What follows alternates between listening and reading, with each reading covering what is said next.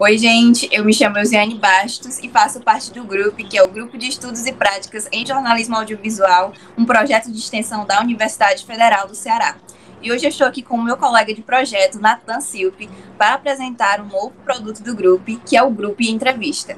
Esse produto ele vai funcionar de uma forma mensal e cada mês nós vamos chamar uma pessoa influente da nossa cidade, uma personalidade, uma pessoa que nós gostaríamos de trazer uma pauta de conversa com ela para o nosso projeto e para o YouTube, que é onde a gente vai apresentar esse novo produto. E para inaugurar esse novo produto, a gente convidou ninguém mais, ninguém menos que Ari Areia.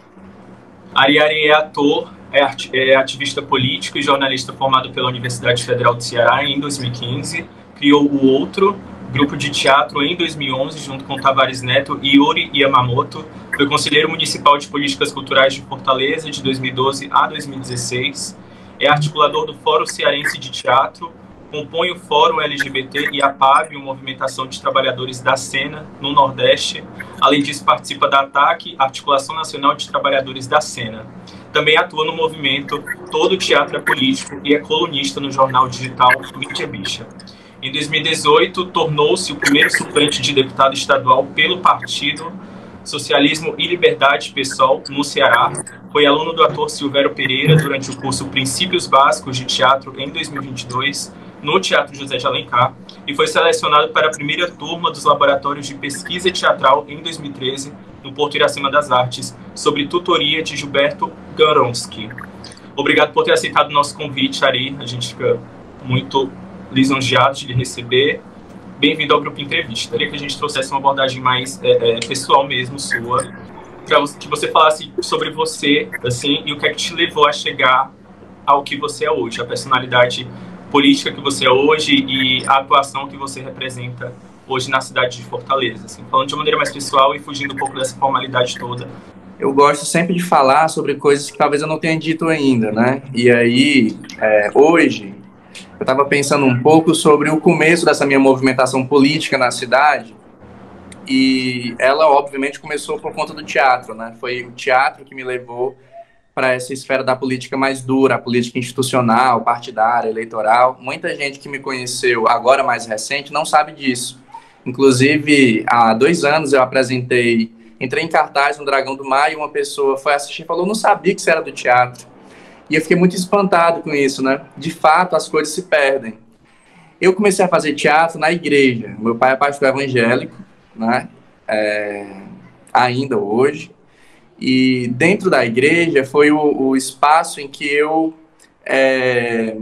aprendi muita coisa sobre política, né, sobre militância social, porque não era apenas o trabalho espiritual. Meu pai era pastor de comunidades na periferia de Fortaleza, né, então eu conheci e convivi de perto, né, vivendo as comunidades do Porto Sol, da Lagoa Redonda, do Parque Iracema, do São Bernardo, que são periferias na Regional 6 da cidade. E de fato, nunca era apenas a questão espiritual pela questão espiritual, né? Tinha ali uma questão de ajudar pessoas em situação de fome, né? Na época em que eu estava no pré-vestibular, né? Eu procurava fazer grupos e rodas, né? De compartilhamento de conteúdo para jovens da minha idade, que também poderiam querer acessar esse espaço que é a universidade. Tudo muito espontâneo, porque eu acho que era uma cabeça ali muito jovem, né? Era uma cabeça muito adolescente. Mas essa experiência, ela foi fundamental, foi um alicerce, uma base, né? Onde eu pude acessar e reconhecer algumas lutas que vieram posteriormente, né? Outra situação interessante que eu gosto de dizer, assim, sobre como que começou isso, como que eu me tornei isso, é quando alguém pergunta como que começou a minha militância LGBT, né? E eu sempre tinha uma resposta bonitinha, inclusive, assim, já bem romantizado na ponta da língua. Só que eu atualizei essa questão, essa resposta, porque eu acho que a realidade, né, assim, quando foi que começou, foi justamente no comecinho, quando eu saí do armário. Eu saí do armário, gente, talvez no primeiro ou no segundo semestre da faculdade. Foi muito importante esse espaço, foi muito importante nessa minha tomada de decisão, nessa minha capacidade de me organizar para sair do armário. A universidade, o Benfica, esse universo. Eu estava no teatro, Zé de Alencar, fazia teatro na época, e eu estava com um rapaz de mão dada no jardim, e o segurança disse que não podia ficar ali daquele jeito. E ficar ali daquele jeito era ficar sentado do lado do outro de mão dada, né? Eu talvez tenha optado por levantar a minha voz em algumas circunstâncias e não ter baixado mais ela, né? E agora, levando para esse lado que eu achei interessante seu, de ter essa veia artística ligada logo de início na igreja, a gente percebe muito isso com vários artistas, né? De repente eles vão dar uma entrevista para um tipo de programa e eles falam, olha, eu cantava na igreja. Então a gente sabe que a política, ela está em todos os lugares, inclusive dentro da igreja. E nada mais do que o Brasil de 2021 para mostrar isso, né? Que a política, ela está em todos os âmbitos. E aí, por esse sentido, a gente estava observando as suas redes sociais nesses últimos dias. A gente viu que você foi visitar o padre Lino Alegre. E a gente sabe, né, o que aconteceu com ele, sofreu ataques durante... Ele estava celebrando uma missa em uma paróquia. E sofreu aqueles ataques, né, de pessoas mal intencionadas. E aí a gente queria saber o que você conversou com eles. Sempre que eu vejo alguém sofrendo tentativa de intimidação nessas circunstâncias, né, como o padre Lino, como a própria vereadora Larissa Gaspar agora, e enfim, companheiros e companheiras de outros lugares do país, eu procuro me solidarizar, se eu tiver acesso, né, de ir até a pessoa, de telefonar para ela, porque é um momento de muita fragilidade. A gente nunca mede uma ameaça por baixo, né? A ameaça, ela sempre tem que ser medida por cima, porque, de fato, a pessoa pode manter aquilo apenas na rede social, mas ela pode intentar, de fato, contra a sua vida.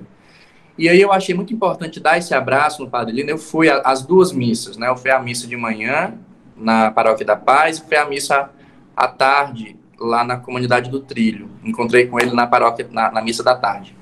E assisti a missa, fui para assistir a missa. Eu acho que isso era o abraço, né? Mostrar que a cidade estava com ele, mostrar que vozes, né, que se movimentam em torno dos direitos humanos, que se movimentam em torno das liberdades individuais, da democracia, estavam ali com ele. E eu acho que, mais do que uma conversa longa, assim, tinha muita gente para falar com o Padre Lino, né, naquele dia. Eu acho que esse abraço, inclusive eu falei assim, eu estou aqui em nome do Fórum Cearense LGBT, porque em momentos muito importantes, né, como os atos em defesa, denunciando a morte da Dandara, nos atos denunciando o extermínio das mulheres transexuais no Ceará, na ocupação que as LGBTs fizeram no centro de referência, o Padre Lino estava lá. E aí, trazendo agora para um aspecto mais falando da sua formação, que é muito diversa, né? A gente viu que você tem experiências no teatro, dentro do ativismo político, passou por uma formação de 4 anos na Universidade Federal, que a gente sabe que é uma formação muito rica em comunicação. E aí, a partir disso, eu queria saber se essa diversidade formativa te torna um melhor político hoje em dia. O que torna, assim, a gente um político necessário, um perfil político necessário, é aquilo que a Carolina Maria de Jesus coloca no quarto de despejo. Ela fala assim, o Brasil, ele precisa ser governado por alguém que já passou fome. Eu acho que a gente, né, assim, condicionado a imaginar ou vislumbrar perfis políticos sempre muito parecidos. Quando a gente fecha os olhos e fala assim, imagine um político, a gente vai trazer à memória um cara, primeiramente um cara, né, provavelmente vai ser branco, mais velho, com muito dinheiro, empalitosado. Né? Então, quando eu me coloquei a primeira vez, assim, na disposição do meu partido para disputar uma eleição, eu não fazia, assim, o perfil de forma nenhuma. Eu era um cara muito novo, tinha acabado de terminar a graduação, um cara do teatro. O interessante é que as pessoas dizem assim, você vai se meter com política? E isso parecia uma coisa ruim, né? Assim, isso tinha uma conotação ruim. Mas naquela primeira experiência, de fato, era o artista que queria ser político.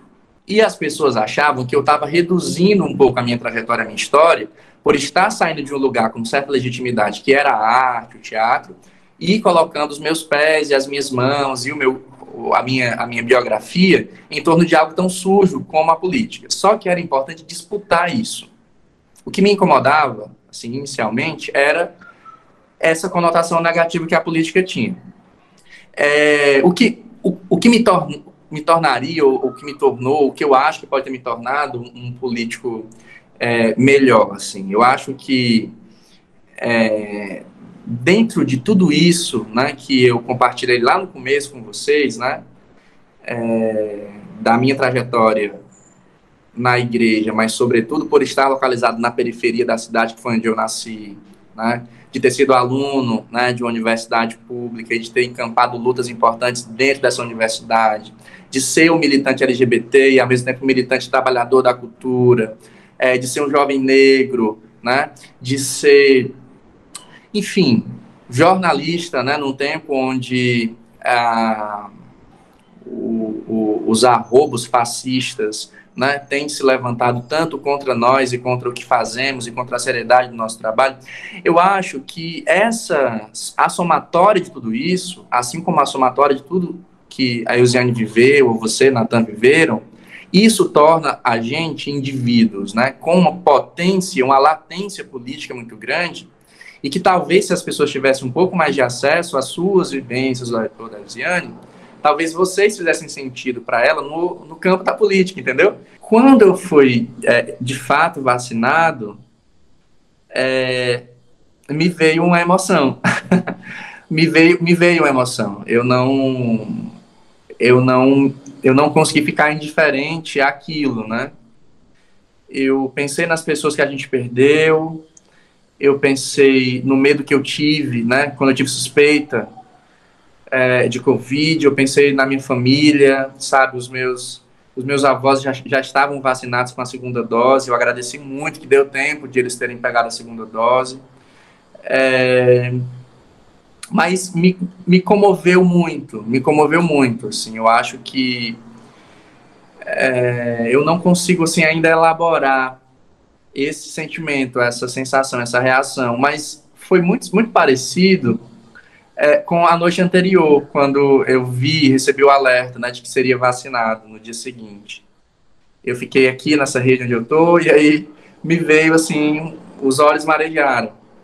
Eu acho que talvez a sensação, Eusiane, ela seja uma sensação difícil de colocar em palavras, porque ela diz respeito a algo que não se deu ainda. Ela diz respeito a uma perspectiva de futuro que se abre, a uma perspectiva de possibilidade de futuro que se abre. A gente sabe que você é ativista pelo PSOL, que é um partido mais aliado, mais presente no espectro político para a esquerda, e eu queria saber o que é que tu acha assim, desse contexto de polarização política, e ligado a isso, seguindo uma linha de raciocínio, eu queria que você falasse também no que é que você se identifica com a esquerda, e seguindo ainda essa linha de raciocínio, quais os problemas enfrentados pela esquerda hoje em dia?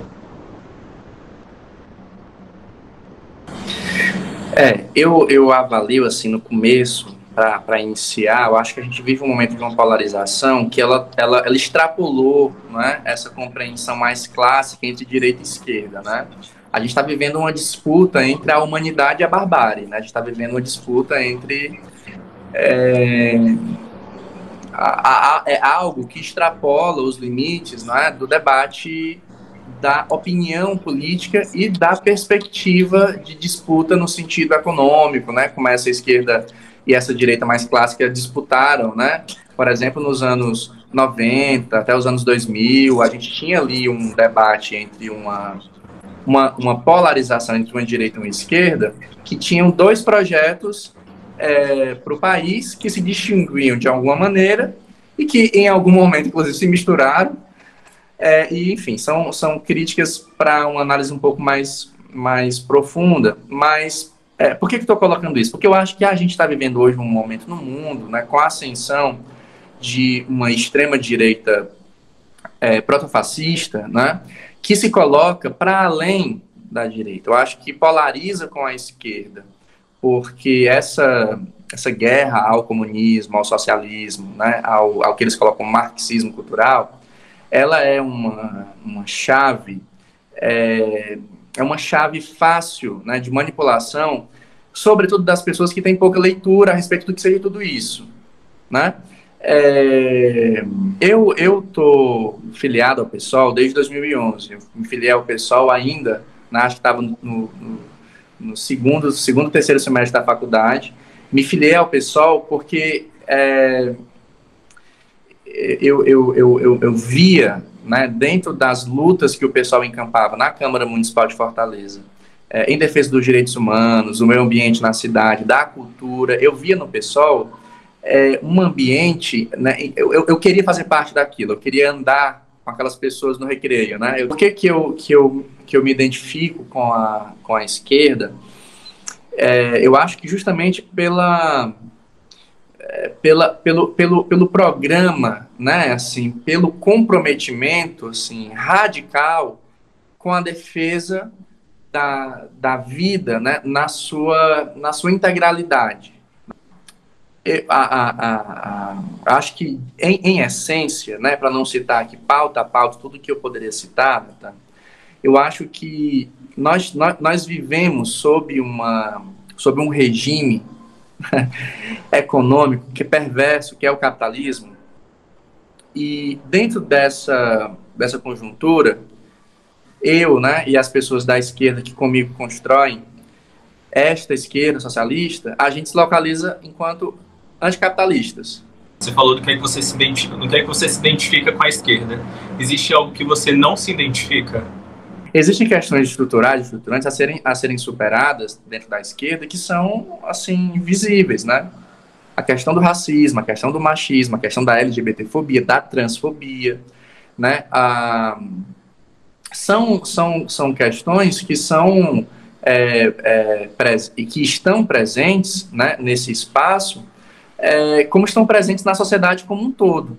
Então, assim, tipo, eu estar dentro de um partido de esquerda, eu me localizar dentro desse lugar enquanto militante LGBT, né, e conseguir galgar um lugar de respeito, né, ser ouvido, colocar as minhas questões, enquanto militante negro, LGBT, trabalhador da cultura, né, eu acho que isso provoca alguns deslocamentos e provoca alguns tensionamentos para superar algumas questões, né, que ainda existem. Recentemente a gente viu as Olimpíadas estão acontecendo, né? A gente viu Arthur Nori, que esteve em 2015 relacionado, né, enfim, com um episódio de racismo. A gente viu todo aquele caso envolvendo o saco de lixo, etc, etc.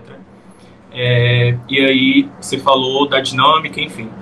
Juntamente a isso, a gente vê um contexto de discursos muito aflorados, assim, tanto dessa extrema-direita como da própria esquerda, como reivindicadora de direitos sociais, enfim, enquanto pessoas pretas, LGBTs, etc. e etc. Recentemente no Twitter, eu como usuário, vejo alguns, por exemplo, textos, postagens direcionadas, por exemplo, à atuação do Arthur Nori nas Olimpíadas.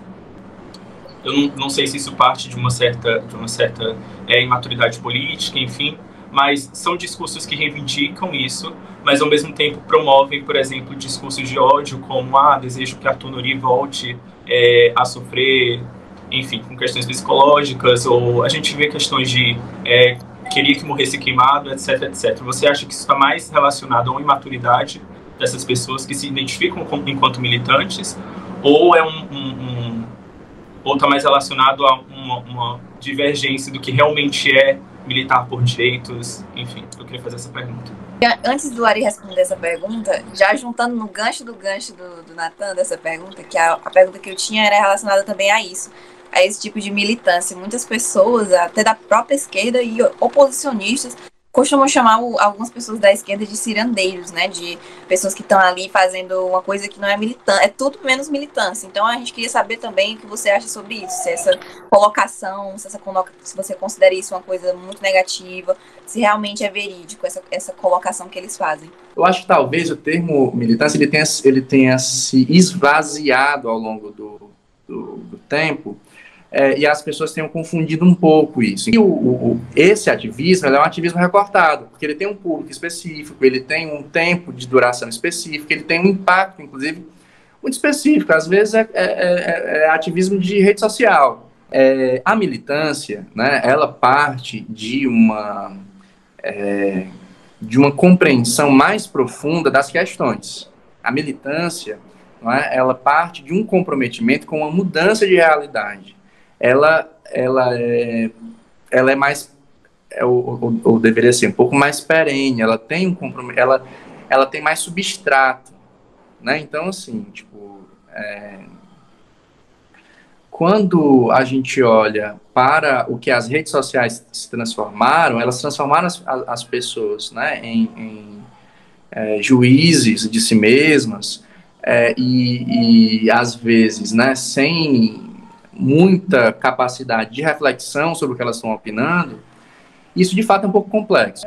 Tem camadas, né, mais profundas sobre essa questão do racismo, Nathan, porque eventualmente a vítima do racismo ela continua sendo penalizada, enquanto a pessoa que pratica o racismo ela é rapidamente reinserida de alguma forma, né?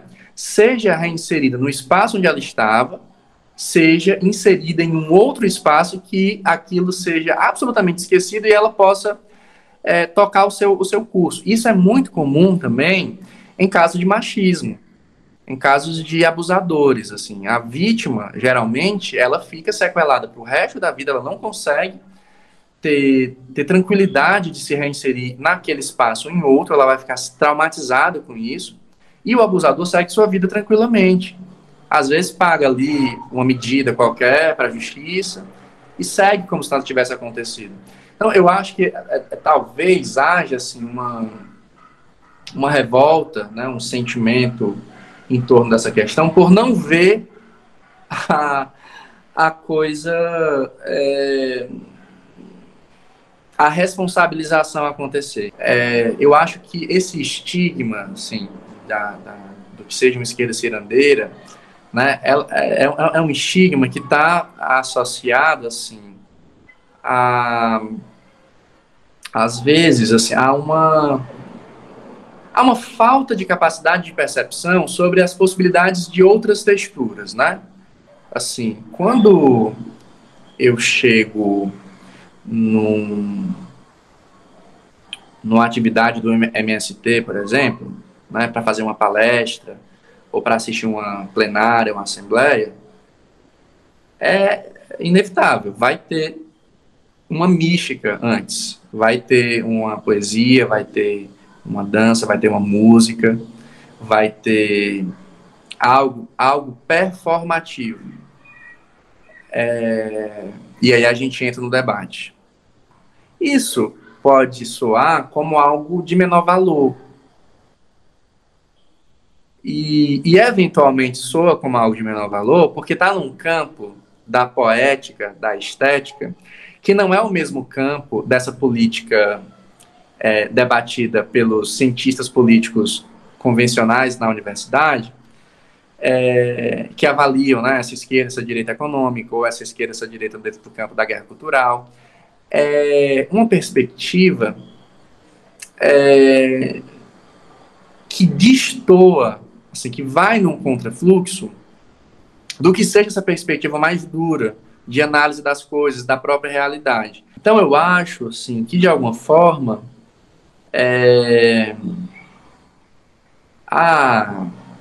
a resistência afetiva, ela não é uma resistência abobalhada, né? Ela não pode ser não, eu não defendo a romantização das coisas, não se trata disso, mas eu acho, e eu reivindico, eu defendo essa outra textura, essas outras possibilidades de vibração. Se não tiver dança, não é a minha revolução. Muito obrigada pela fala, Ari. E por último, a gente já deu uma revirada aqui no Ari ator, já deu revirada no Ari político. E agora a gente quer falar sobre a nossa área, né? A área do jornalismo. A gente sabe que você é formada em jornalismo aqui da casa. E entrando para esse lado mais conversar sobre a mídia, né? Como o jornalismo está agindo hoje em dia. E a gente sabe que você é colunista do Mídia Bicha. Eu não conhecia, fui atrás de conhecer, achei um projeto muito interessante.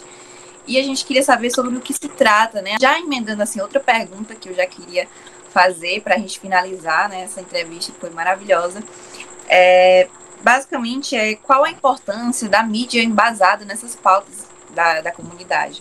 Porque a gente sabe que muitos jornalistas não conhecem a comunidade, não conhecem os termos. É uma coisa complicada, mas que não deveria ser. Então, eu queria saber a sua visão sobre isso. Qual é a importância disso e sobre o projeto que você faz parte, o jornal digital Mídia Bicha.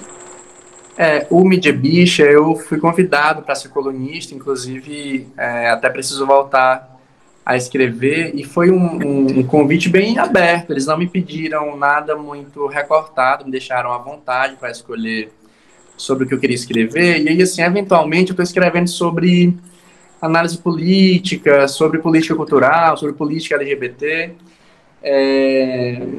Eu falo sobre a questão LGBT diluída nas minhas vivências. Então, assim, o primeiro texto é Haverá Festa com o que Restar.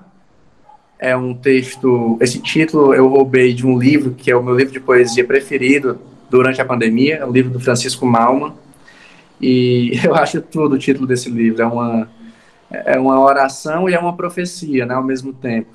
E eu faço um entrecruzamento entre esse livro e o livro do Krenak, que eu comentei aqui com vocês nesse instante.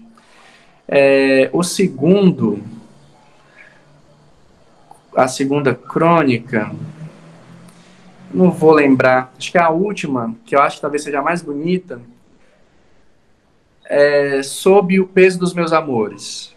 Inclusive eu indico essa leitora.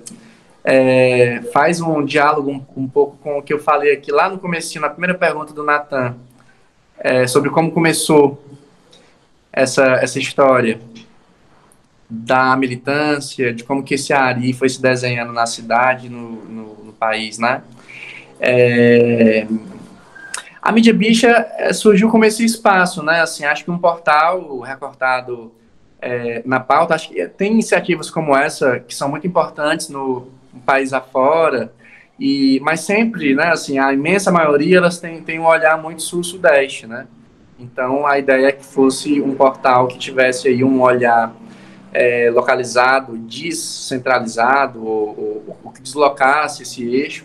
É fundamental, não apenas dentro dessa questão da pauta LGBT, mas dessas pautas, né, que envolvem populações minorizadas, a educação, a arte e a comunicação, são 3 instrumentos, né, potentes de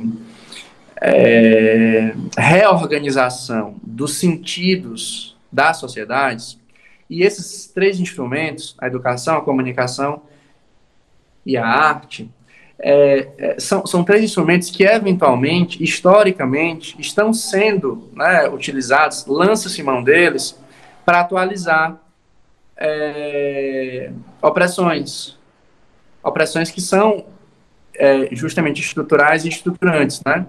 Como a LGBTfobia, como o racismo, como o machismo. Então, é muito importante, né, assim, que jornalistas em formação compreendam a importância, a urgência, a necessidade, o papel fundamental que vão cumprir na sociedade, né, minando aí esses estímulos à violência contra LGBTs. Enfim, hoje a gente vive uma época, né, que não tem desculpa alguma para não se dedicar minimamente, razoavelmente, a ter uma mínima compreensão sobre uma pauta. Eu acho que a gente não está na universidade apenas para escrever, para aprender a escrever um lead ou para aprender a fazer uma chamada de rádio ou uma entrada de TV. A gente está nesse espaço para se permitir fazer conexões críticas sobre a realidade. Então, assim, poxa, o Ceará é o segundo estado do país que mais mata pessoas LGBT, Fortaleza é a cidade do país que mais mata. A gente está sempre noticiando isso. A gente vai noticiar isso ano que vem, a gente noticiou isso esse ano, a gente noticiou isso ano passado, e há pelo menos 7 anos atrás a gente vem noticiando algo semelhante a isso. Mas a gente não noticia que a cidade de Fortaleza está desde 2018 sem investir 1 centavo na pauta LGBT. É zero, assim. Eu tô falando de quem analisa diariamente o orçamento, a execução orçamentária do município. É zero mesmo, sabe? Por isso que a gente ocupou um prédio público, o movimento LGBT ocupou um prédio público. A universidade, gente, a universidade, os veículos de comunicação e as obras de arte, elas podem ser instrumentos de cristalização e reprodução de opressões, mas também podem ser instrumentos deslocadores de realidades e provocadores, né, de novas realidades. Então, assim, não passem pela universidade ou pelos lugares em que vocês vão atuar profissionalmente enquanto jornalistas daqui a pouco, não passem por esses lugares batido. Provoquem mudanças, provoquem tumultos. Há muito que a comunicação contribui, sabe? Fazendo cobrança às autoridades, fazendo disputa de narrativa, contando histórias, né?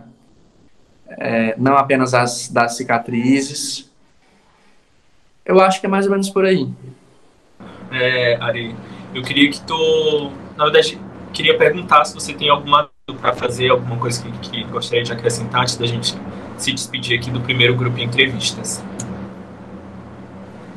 Eu estou bem feliz com o convite de vocês para esse papo. Eu fiquei bastante empolgado, impressionado com as perguntas, me senti muito à vontade. Eu quero agradecer a generosidade de vocês, a galera da produção. Deixar um abraço, né, carinhoso aí para vocês que lembraram de mim. Estou sempre à disposição. Quando vocês acharem que é interessante, que faz sentido, eu estou aqui. Esse foi o primeiro Grupo Entrevistas, o mais novo produto audiovisual do Grupo na UFC. Para mais informações sobre os produtos do Grupo, é só acessar o Grupo UFC lá no Instagram. A gente vai ficando por aqui. E é isso, Ari. Muito obrigada pela participação. E próximo mês tem mais.